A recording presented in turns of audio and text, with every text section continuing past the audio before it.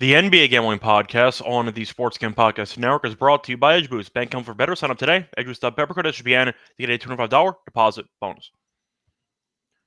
And welcome, everybody, to the NBA Gambling Podcast here on the Sports Gambling Podcast Network. It is currently Friday morning, May 23rd, around 11 a.m. Eastern Time. I'm your host, episode Scott Reichel. Once again, joined by Lonte Smith. Together, we're going to break down Game 2 of the Eastern Conference Finals between the Pacers and the Knicks. Lonte, I know we both had a great episode yesterday, but how's it going with you? Not bad, man. Wish we had a better game. It was good for, 2 and a third quarters. But, yeah, I mean, we got to the winner's circle. That's pretty much all that matters. Looking forward to another great game between Knicks Pacers, man. Yeah, hope you're doing good as well. Yeah, can't complain. Did hit the lock and dog. Shout out to Julius Randle for getting benched the entire fourth quarter to help my RA cash for the under. Besides that, once again, took the alt spread for the Thunder. That was a 9.5, like plus 124. Got there. Bit of a sweat for no reason because the Thunder were up 20. Kind of messed around. Minnesota did cut it to 10, but then they opened it up again. J-Dub had an and one, which kind of iced the game. But either way, ended up cashing both the lock and the dog plays. Can't complain there, but I do want to ask you for your overall takeaways from Game 2 in that Thunder series. Before we get into any of that, though, a reminder they do have a discount code right now on the merch store. So use the code DGENS at checkout for 20% off everything in the merch store, whether it's NBA Gambling Podcast stuff, Tennis Gambling Podcast stuff, WNBA, MLB, college experience, you name it. Point is you can get a nice discount on everything with promo code DGENS at checkout for 20% off. Anyway, getting into the recap of what happened in the only game on Thursday. Yeah, the Thunder are really good at basketball, and the Timberwolves may have capitalized on a weak schedule because the Warriors and the Lakers are just not that good. But I am going to ask you about this matchup because it feels like the Thunder can kind of do whatever they want defensively. Minnesota scored less than, I believe, 104 in each of the first two games in the series. Ant came out aggressive. He needed to because he only took 13 shots in game one. He played fine. Couldn't hit a three-pointer. I think he was 1 of 9 from 3. But the real story of the game was Randle, who got benched in the game. I'll ask you, though, because Shea dropped 38, best player on the court. You have anything else you really want to add? Because it felt like OKC was just a step ahead the entire game. Yeah, it's been like that for the first two games. I thought that the role players for Minnesota, who we talked about needed to step up, didn't really do so well. I mean, McDaniels showed up for a decent amount of the game. He was better defensively. They also used a lot more zone to kind of protect those guys from the foul trouble. They didn't get to the line enough. I think they only had one free throw through maybe like 2.5 quarters. But, yeah, I mean, this is just an uphill battle, and now you're trying to win, 4 or 5. It's tough, man, with the way they're playing defensively. And to be honest, man, I thought the Thunder still could have played a little bit better on offense. They got stagnant in that zone a couple times, which kind of led them to getting the lead cut into multiple times. Some of the shots, I think they were like 4 of 23 from 3 mid-third quarter, if I'm not mistaken. I know they were 4 of 20 at the half. They finished 9 of 33, so it didn't really get much better, but they technically did shoot better in the second half. Yeah, a lot of those shots were decent shots. Just weren't hitting. But I mean, their relentlessness on defense. They didn't turn the ball over.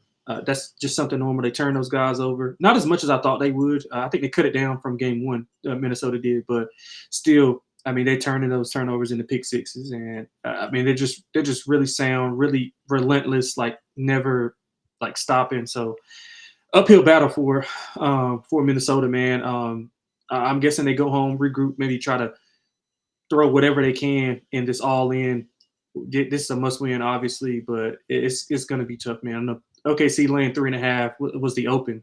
Not sure where it went, but I might be taking that 3.5. I just don't see what Minnesota can do outside of just having all of those guys play well to even have a shot. Yeah, I feel like you're looking at a lot of guys who you're kind of hoping would step up. I'd say Naz Reid has had a pretty bad series. Had 10 points, 8 rebounds, but he was only 3 of 8 from the floor. 0 of 5 from 3, so he couldn't hit a shot outside. McDaniels had 22, which is a gift, and you still only scored 103. Randall took a nap. You can argue that Randall was overachieving because of how good he was for the previous couple rounds, and it seems like he was just not really into it. He got off to a pretty bad start, was passive. You could argue that Ant might have taken him out of the game slightly because of how aggressive he was and how he was hunting his own shot. And Randall, we know, wants the ball in his hands. And when Ant was shooting a lot, which I think we all were asking for after game one, Randall mentally checked out. He said, if you're going to shoot a lot, then why am I even bothering? And then he ended up quitting, basically, in the game. I know a lot of people were mad at Randall getting benched because they had player props on him, obviously. I had the under, so I was happy about it. But I thought it was a good move by Finch. I thought Randall was really, really bad for the entire game. And I thought that he looked at the lineup saying, listen, we're down about 20. We got to try something. Randall doesn't have it.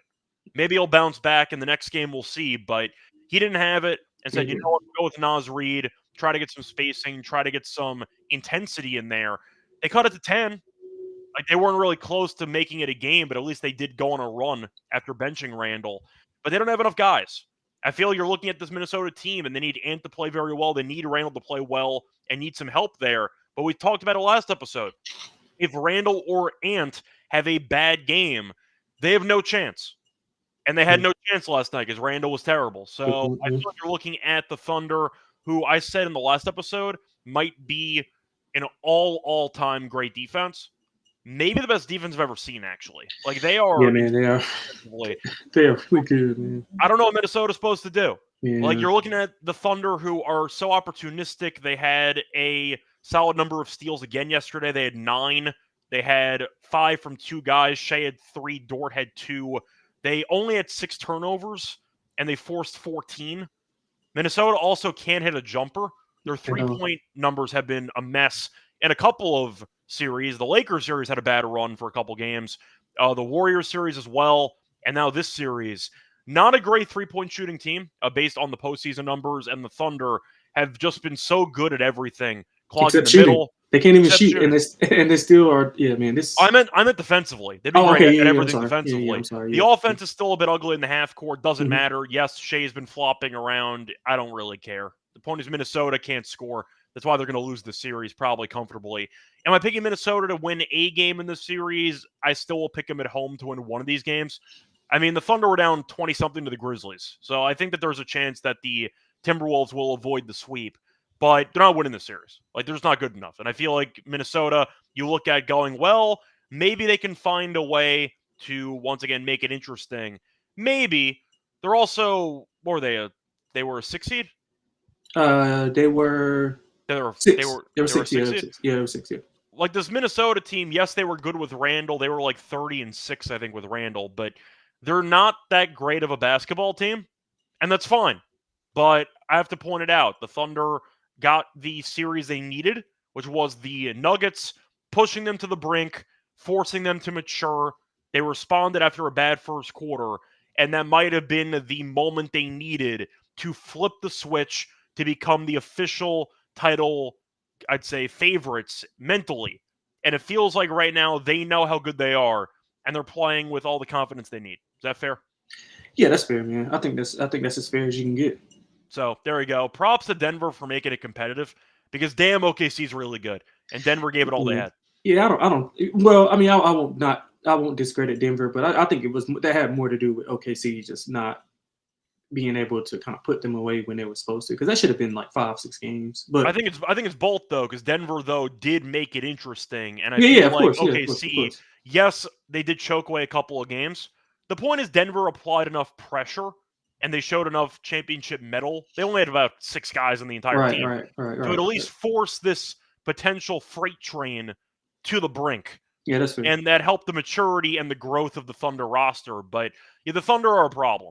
Yeah. Like, they're really, really good defensively. Mm-hmm. I'll ask you, what do you think Minnesota needs to do? Because I don't really know. They need a bunch of role players to step up and hope for the best. Yeah, I mean, I think they just got to have a complete effort from those guys. You would probably have to have a game similar to what they had when they played. I'm trying to figure out what was the most complete game that they played, because Ant really hasn't been that good in the playoffs. He had a couple of games against the Lakers where they looked solid, but even those games were close because they couldn't really defend. Yeah, so I think you would have to have. Their best game was probably game 1 of the playoffs because they killed the Lakers by about 30. Yeah, maybe that's the one I'm thinking about. Yeah, you would have to have a big contribution from Naz Reid, DiVincenzo. Mike Conley has to give you, at least 8 to 10, and they're actually playing better when he's on the floor. It doesn't seem that way, but their plus minus is really, really drastic when he's off the floor. I mean, to be honest with you, like I would play some of those younger guys to get more athletic because they're not athletic at all. Whenever you look at, I mean, McDaniels is okay, but Ant, you got to get Gobert out there. I would try to throw something at the wall and see if it sticks. I would play Shannon. I would play Rob and try to get some youth out there.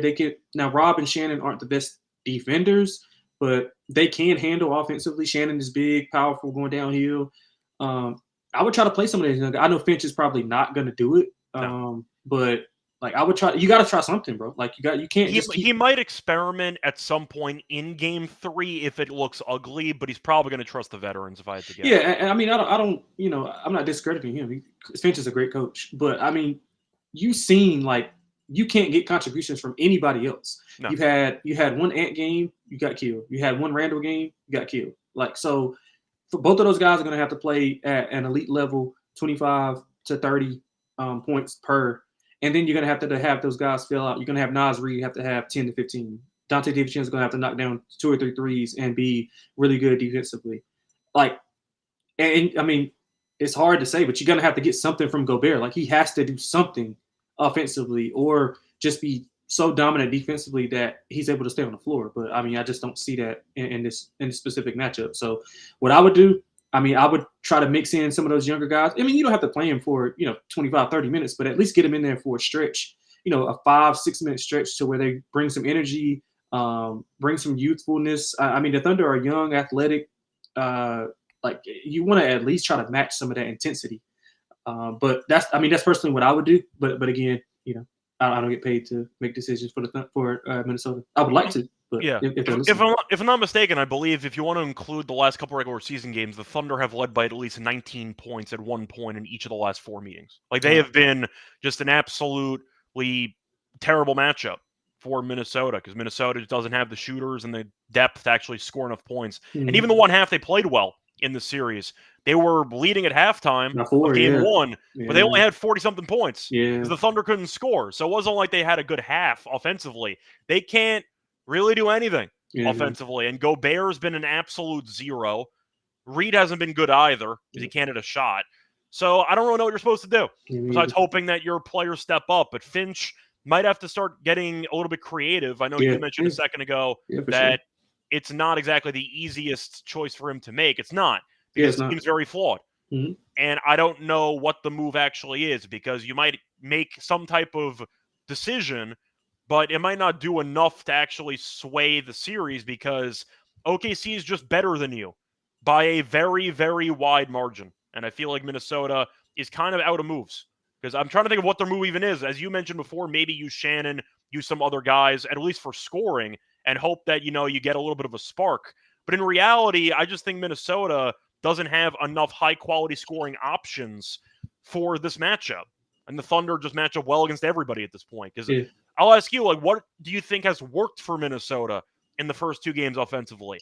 I don't see much. Yeah, I mean, so they've been okay the first halves of both of these games. It's just that defensively they have those lapses where they put those guys on the line a ton. The zone helped out a little bit, but again, it kind of takes them out of their rhythm because they want to get in. They have to score in transition because they can't really score in the half court against the Thunder set defense. So that's kind of a gift and a curse there. So I mean, what I personally do, I would probably just go with Naz Reid from the jump and try to make the Thunder climb uphill, and Gobert on the bench and just kind of bring him in sparingly whenever you can. But I would just go as small as I can, try to get up and down the floor, run as much as I can and not play against the set defense, protect the ball. And I mean, that's we're just grasping at straws here because the Thunder have just shown the ability to win in multiple ways, whether they're playing well or not. And it's hard to beat a team like that. And they're gaining confidence with every single win. You can kind of see them even whenever they were down 4 in that first game at the half. You can kind of see it like kind of a switch like click and they're like, oh, okay, well, we're fine. We've been here. And that Denver series, back to your point, kind of gave them that ability to kind of think that way. So, I mean, I think as the more and more they go along, the more and more confidence they gain, which is really, really bad for the other two teams on the Eastern Conference side. Yeah. I'll put it this way, though. I know that we still have a long way to go for the series, but it's really tough to beat that OKC team in OKC. Yeah, That man. home crowd is something else. I It is. understand that home court didn't really matter that much in the previous couple rounds. Thunder choked away game 1 against the Nuggets. That's the only game they've lost at home. It is basically just an absolute concert over there. Like, it is nuts, the environment. And you Yeah. could tell that as the avalanche was happening in the third quarter, the Timberwolves just could never stop it. Yeah, And that's man. how the game went. They looked dejected. Like from I think mid third quarter when they went on that big run after the Chet dunk, if I'm not mistaken. After that big Chet dunk, I think they went up like 16, 17. Is that with the tech or without the tech? I think that was before the Chet, if I'm not mistaken. I'm not 100% sure, but like at that point, I looked at their body language and I was like, I don't know if this is good for them. But I mean, this is the first high pressure situation that Minnesota's been in. If you really think about it, I mean, they were tied 1-1 with the Lakers, but they had 2 home games going back. Now you're down 2-0. You got to win 4 or 5. You don't have any momentum. You don't have anything to kind of pin your hat on and say, hey, we did this extremely well and we can count on this, because the shots that they had in game 1, they got similar shots in game 2. Thunder were a little bit better in contesting, but again, I mean, you didn't really defend OKC well, and they didn't shoot the ball well. So it's tough to pin your hat on something. But I think you're going to get an all-out effort in game 3, obviously. And I wouldn't be surprised if they win that game and then lose game 4. But I think that they have to take it up 2 or 3 levels to even have a chance. And that's saying something with the Thunder on the other side. Yeah, I mean, the last point I'll make, by the way, is that they just have a lot of zeros in the court right now. Gobert's been a 0. Yeah. Connolly's been a 0. Yeah. DiVincenzo was a negative 27 last night. He's been a 0 for the entire playoffs. A lot of main rotation guys have offered no positives at all. And Randall offered no positives yesterday, to my benefit, to the actual under RA. But they just have so many guys that are not doing anything right now. And you can't do that against the deepest defensive team in the entire league. So, yeah, I don't know what Finch is going to do. We'll see what happens. But the Thunder look great. Looks like they're going to head to the finals. We'll see what happens in Game 3. So we'll get into that game later on tonight. Anyway, time to get into the preview of Game 2 of these conference finals between the Pacers and the Knicks. For that, the reminder that we're brought to you by our sponsor, EdgeBoost, because they are the first ever bank company for bettors, ensuring that all your credit transactions are approved, no usage fees, no imbalance, and capture rewards as well. 100% approval. For deposit, sign up today. EdgeBoost.bet, promo code SGPN. Deposit $25. Edge match deposit. EdgeBoost.bet, promo code SGPN. We're also brought to you by Underdog Fantasy because they are going long for the NBA playoffs. They have their new extender bonus. Hop in game 1, and the longer the series goes, the bigger the bonus gets. When you do sign up, though, for your new account, use the promo code NBSPN. You get a special pick and a first-time deposit offer up to $1K in bonus credits. Underdog Fantasy promo code NBASGPN. Welcome back, everyone, to the NBA Game Podcast. Finished going through the recap of Game 2 of the Thunder and Timberwolves series. Time to move on into the Game 2 matchup taking place tonight between the Pacers and the Knicks. Knicks are down 1-0 somehow because the Pacers had the insane comeback. We talked about that more in depth last episode. But the Pacers won a game they had no business winning, but a win's a win. They move on to Game 2. Knicks are, you can use the term must win if you want to. I would say that they are, because Indiana's been great at home, and the Knicks can't afford to lose both home games in this series. But either way, Knicks are laying 5.5, over-unders 225.5, and for the injury report, I have nothing, because it's the playoffs, so suck it up. But both teams are fully healthy, according to the reports. Now, for the refs in this game, you have James Capers, you have Mark Davis, and you have Kevin Scott. You have no Scott Foster, who, of course, did the Thunder game yesterday. But I am going to ask you for this matchup. Knicks dominated about 44 minutes of game 1 and still ended up losing at home, but they're laying 5.5. Totals actually dropped from 227.5 to 225.5 after the insanely high scoring game we saw in game 1. I'll ask you for your thoughts on this one. Feels like a great Knicks bounce back spot. Oh, yeah.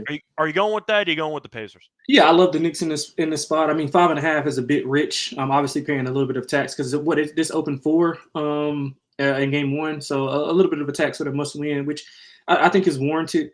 But the Knicks, I mean, you can spin it both ways. Like if you're the Pacers, you can say, hey, we can build on this going forward. If you're the Knicks, you're saying, hey, we dominated this team for the majority of the game, and we had foul trouble. like, so I can kind of, I side more so with the Knicks being able to consistently play at that level. And this is probably the, outside of the game 6 versus Boston, this game right here was the first complete game that they played. They had Towns and Brunson going. It's 78 points. Right. Yeah, they were playing really, really well. And I thought their defense was really good to start off. I mean, Halliburton was struggling. He had a good second quarter, but I think to me, how I would defend Halliburton is I would kind of want him to score because he's really a pass first guard. And they do have more success when he scores. But when he's getting those guys going and you got Turner with 20, you got Nembhard hitting threes, you got Nesmith, not making like 5 in a row, but he's got 10 and 12. Like, I think that's when he's more dangerous. Similar to what we talk about with Joker. Obviously not on that level. But I did think the Knicks played really well. I thought the Brunson foul trouble was kind of telling.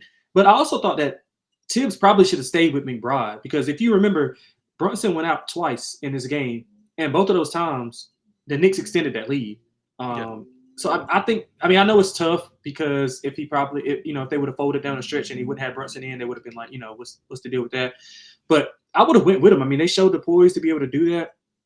I like the double big lineup with Towns and Mitchell Robinson. I thought that they punished the Pacers on the glass. The Pacers are already not a good shooting team. Mitchell is really good on the perimeter, so he can be good on those switches. I think the most important thing to me that when I was looking at it is Cat's got to be better on that pick and roll.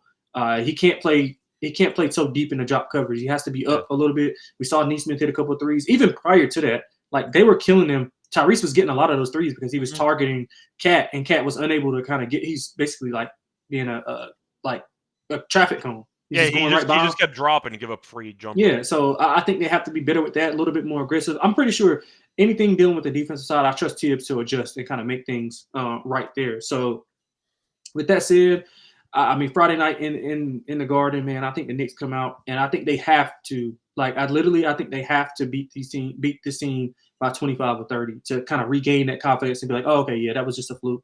And you're going into Indiana, really hostile environment where they played really well.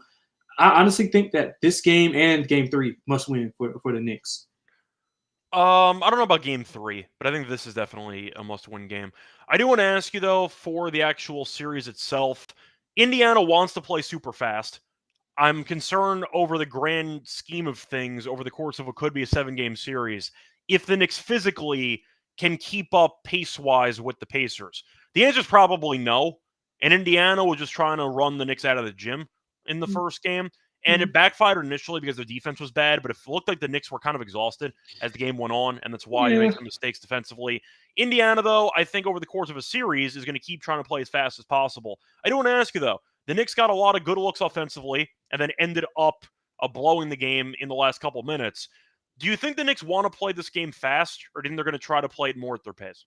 Yeah, so I think I'm more on the side where I think the Knicks were fine playing at the pace. Their guys are used to playing 40-plus minutes. The thing is, it wasn't – okay, so I know you can kind of point to the end of the game where they look worn out with the free throws and stuff like that, but I thought that they played it particularly well with those guys being on the floor with the pace. So I think they're fine playing with pace because the Pacers don't defend in transition. They're not really good in transition. And you saw a lot of those scrambling threes with the rotations was really beneficial for the Knicks when they were in transition. So I thought they found some stuff in transition. Now, do they maybe want to take it down a few possessions? Maybe. But I thought the Knicks were fine running in transition. I trust those guys to make those decisions. I think they're well-conditioned to play 40-plus minutes. The biggest thing that I want to see from game 1 and game 2 is can that bench production continue to be similar to what it was. You had Cam hitting a couple of threes. You had Deuce playing really well. He played really good defensively as well. Mitch was being Mitch. So now that you have those 8 guys, I think the Knicks have something. So I would be more inclined to, run with them if you can. I think I am going to go with the Knicks in game 2. I still am concerned that Indiana can't guard Brunson at all. Brunson was 15 to 25. The only thing that stopped him was foul trouble. He had 7 turnovers, which was an issue too. But Brunson and Cat combining for 78, I think, is telling about Indiana's defense. I just don't see the matchups for them in this one. Yeah, now, they ended up winning the game because they went 15 of 37 from 3, mainly in the last couple of minutes there of the fourth quarter. The Knicks couldn't really hit a shot from the outside. They shot 32%. They got to the free throw line 40 times in game 1. So Indiana really has a hard time defending without fouling. And I think that's how the Knicks are going to win game 2. Brunson, I think, will get his. Cat, I think, will get his. The question is, will Indiana keep pace with the three-point line to kind of be the equalizer here? I'll pick some regressions on that front. I think that the Knicks can replicate what they did in game 1 based on the free throws, based on Brunson having 35 again. They tried a bunch of different guys on Brunson, and nothing worked the entire game besides trapping and forcing the ball out of his hands. I wonder if they go to that earlier or if they let Brunson try to tire himself out, but I just don't see how you can really, I'm going to say, win back-to-back games on the road here if you're going to let Brunson get whatever he wants offensively. And Brunson was 1 of 6 from 3, and he still was 15 to 25. So he got to the lane whenever he wanted. He made all the shots around the rim. And Cat, who I question marks with his three-point shot because of the broken finger, was 4 of 8. So I think based on what I saw from the main 2 guys for the Knicks offensively, I do think Indiana's defense has a lot of questions they have to answer. And I'm skeptical if they'll be able to answer this in game 2. But I'll pick the Knicks here in this game. Still picking a long series. I picked Indiana to win the series going in. I had them plus 125. So I am picking Indiana to win the series, but I think game 2 will be the wake-up call the Knicks need, where they were able to get some, I'd say, stress off their backs, get the series back to 1-1, and they'll go from there. But the Pacers' defense has to improve on Brunson and Cat, and they were fortunate to win while allowing 78 points from the Knicks' best 2 players combined. So that's where I'm at here for this one. I'll go with the Knicks minus 5.5 in game 2. I still think the Pacers win the series, and that's what I had going in. But I think in the spot where the Knicks need this game, I think they'll respond. Indiana will be trailing because they trail in almost every game. The question is, can they come back? I'm going to say no in game 2. That's where I'm at for this one. I know you like the Knicks as well. The over-under I find kind of weird because the totals dropped 2 points. I think Indiana wants to play fast. The Knicks, I'm not sure about. I think they'd want to play fast too because offensively they got whatever they wanted over the course of the game. Over or under? I like over. I think that even if the Knicks want to slow down the pace a little bit, I still think Indiana's defense is not as good, and they're going to be able to get what they want in the half court. I like the way that that Tibbs was employing the offense where the ball wasn't in Jalen's hands bringing the ball up. You saw Josh Hart bring the ball up. You saw OG bring the ball up. You saw multiple guys bring the ball up and play Jalen off ball when they're in the half court to kind of let him get flowing and get to his side. They started him off on the right side, on the left side, coming to his strong side and being able to pull up. So I think that efficiency is going to outweigh the possessions here. I think the Knicks will be able to score really efficiently regardless of how many possessions they have. So I like the over. I have no doubts about that the Pacers will be able to score just because they're going to get so much volume. So I like the over. Yeah, I do want to throw out a trivia question for you, by the way. Now, a reminder, defensive rating works in a certain fashion, which is the lower the number, the better your defense actually is. So you want to avoid the highest number. You want the lowest number possible.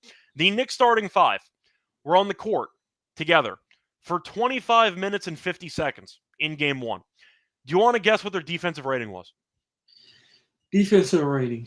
Once again, 25, basically 26 minutes. Yeah, per 100 possessions, I would say 115.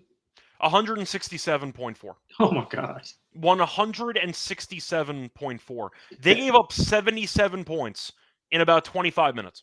Yeah, a lot of that was at the end, right? Yes, a lot of it was. But the point is, that is insanely bad. Yeah, it is. That would be the worst defense in NBA history. So keep that in mind. The Knicks starting 5 was not good at all for their really just the entirety of game 1. But either way, we'll see what happens in game 2. I'll go over in this one, but I do think Brunson should drop 40 again, and I think that Cat should have a solid game 2. I'm calling out OG, though. You got to play better. Yeah, OG's got to play better. Got Sonny Lee there. Yeah. Bridges had a couple of moments, especially fourth quarters against the Celtics, but he needs a more consistent game. He probably needs 20. I think one of those two guys needs 20 in this game, but I'll go with the Knicks in this one, and I'll go with the over in this matchup. Player props, though, for this game. Anything you like that you want to mention? I'm going to keep going with the Cat threes, man. I think that he's going to still continue to shoot those threes because Indiana, just like them, plays that drop coverage. They're getting Jalen off the ball more, so when they're setting that double staggered screen, cat is just popping out. He's shooting a lot more. I think he made 3 within the first like 7 or 8 minutes, which is more than he made in the whole series against Boston. So I'm going to continue riding that the cat over threes. That's one of my favorite ones. I'm going to keep riding the Deuce McBride train as well. I think he's going to have really good contributions. I like the way that they were kind of staggering his minutes with McConnell a little bit. So I'm going to continue to play Deuce McBride over his points.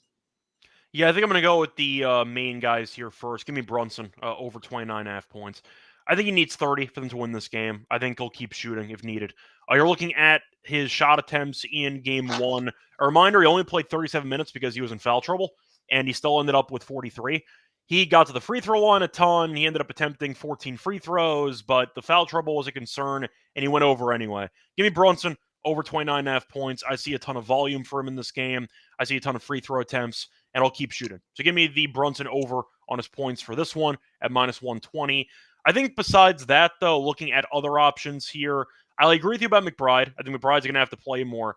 I think Payne might not play at all in this game. Really? Just as potentially a hot take. I don't think he's good at all. He took 7 shots in 9 minutes in game 1. He only played because of foul trouble, and McBride's much better than he is defensively. So I don't think that the experience of Campaign playing is definitely worth anything in this game. He's bad defensively. He's a chucker, and you want other guys shooting. So I don't see Payne playing much in this game. I like McBride, though. His points are at 7.5. He's had 9+ in 3 straight. Don't mind it. Think it's a good spot for him. He's actually had at least 8 points in 8 of the last 9 games against the Pacers. So he's done well against this team. Played 25 minutes or so in game 1. See a good game script for him. Think he'll be able to go over this number. I'm going to ask you, though, because Nesmith caught fire for about a minute and a half, 3 minutes. His points are still at like 12.5. Is that an over? Or is that the ultimate overcorrection defensively? And Nesmith goes like 1 of 5 and scores 5 points.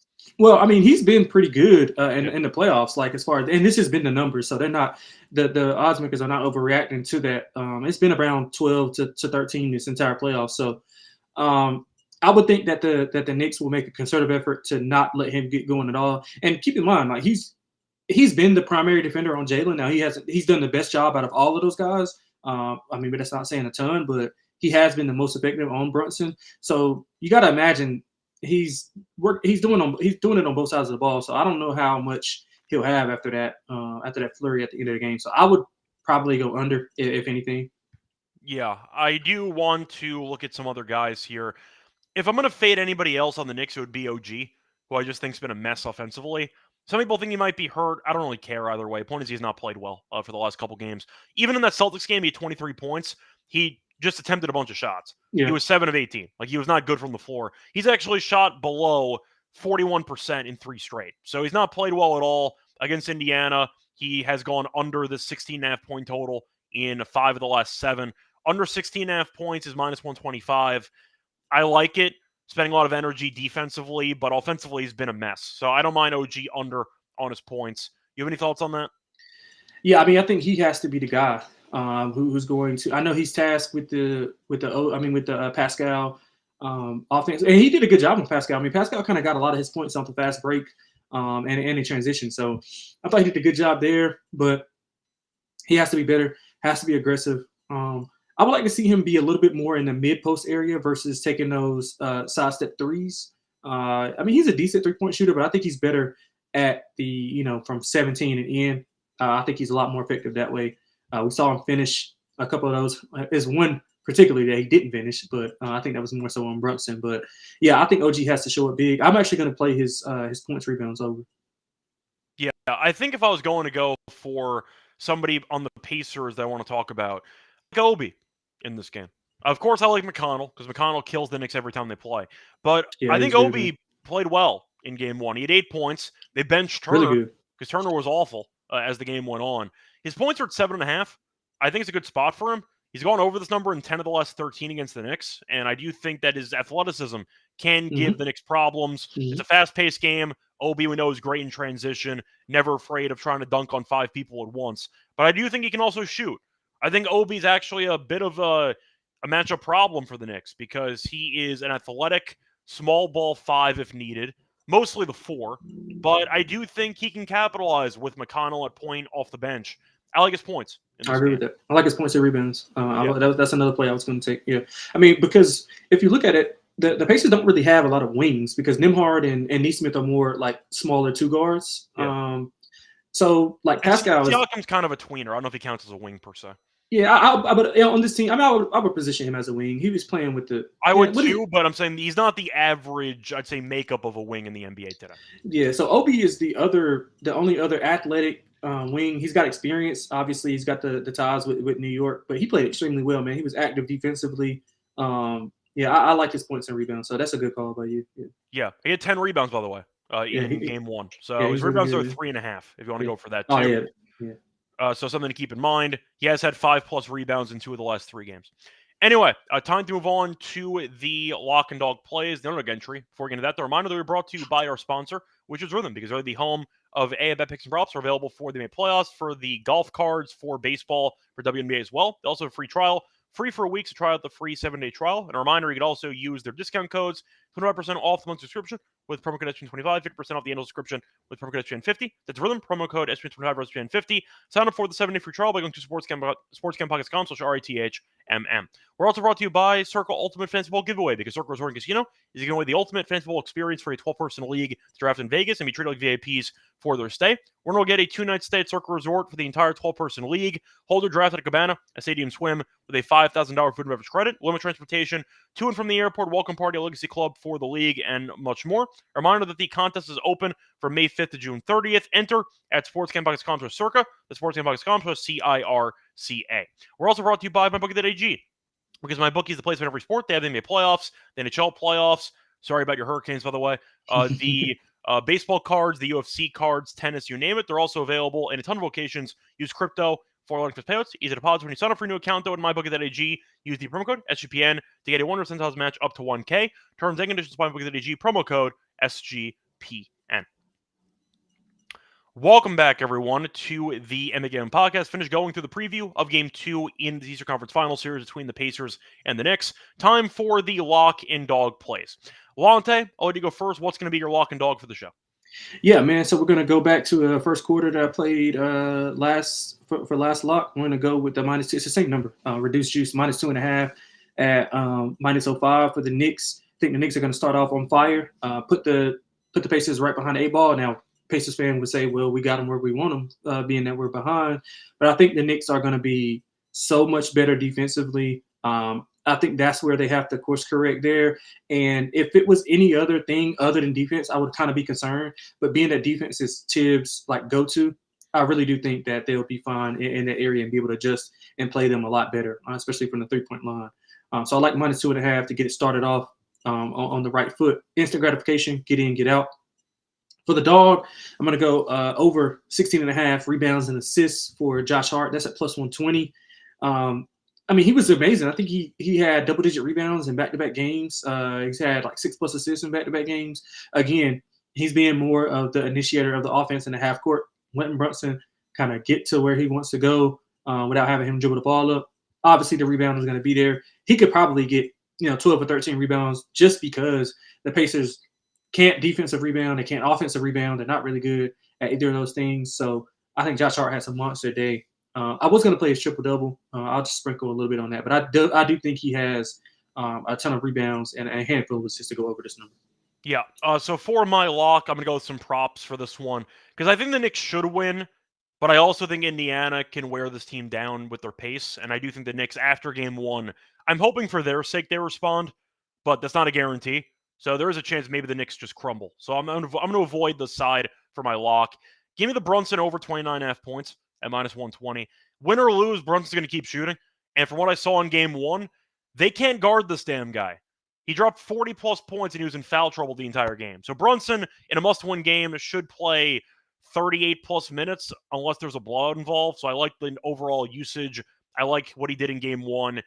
Gets the foul line a ton as well. Indiana fouls a lot, so that should help out Brunson too. Give me Brunson over 29.5 points at -120 as my lock. For my dog, I'm going to go with TJ McConnell. I'm going to go with his over 13.5 PRA at, once again, +130. I like the price on that one. 13.5, I think, is definitely a very, very low number He had 16 in game 1. He's had at least 20. He's had at least 16 in 3 of the last 4. Been great against the Knicks. He's had at least 14 PRA in 9 of the last 12 games against the Knicks. So he has been incredible against this team. We know this. It's why I backed him in game 1, and it worked out with his PA. I'll throw in the rebounds there. Did a good job on the boards in game 1 as well. But I do think that McConnell has just given the Knicks problems for the last couple years, and he gave him problems in game 1. So I think it's a good spot for McConnell to continue playing well against this team. Give me TJ McConnell over the 13.5 PRA at plus 130 as my dog. Now, for the underdog entry for the show, Lonte, I know I gave out 2 props there. I don't know if you want to recycle those, use something different, but what do you want? That's perfectly fine with me, man. And we can throw in which 2 did you go with again? I'm sorry, say that again. I had Brunson 29.5 points, and I had McConnell higher 13.5 PRA. Yeah, if you want to throw OB in there, points rebounds, I like that as well. Or if you want to go with cat threes, that's up to you. But I think we both like OB pretty much. Or Josh Hart, PRA. I think Josh Hart has a good. I like a ton of props in this game.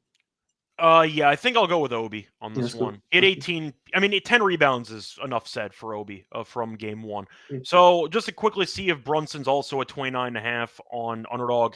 I know that's what he was. I'd say what he was priced at on regular books.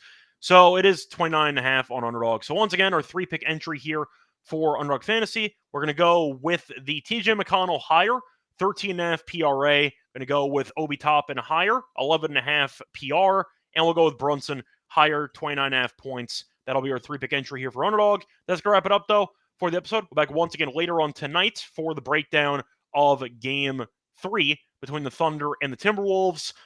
Damn, that series might get really, really ugly, but we're still going to be breaking it down. So either way, check that out later on tonight.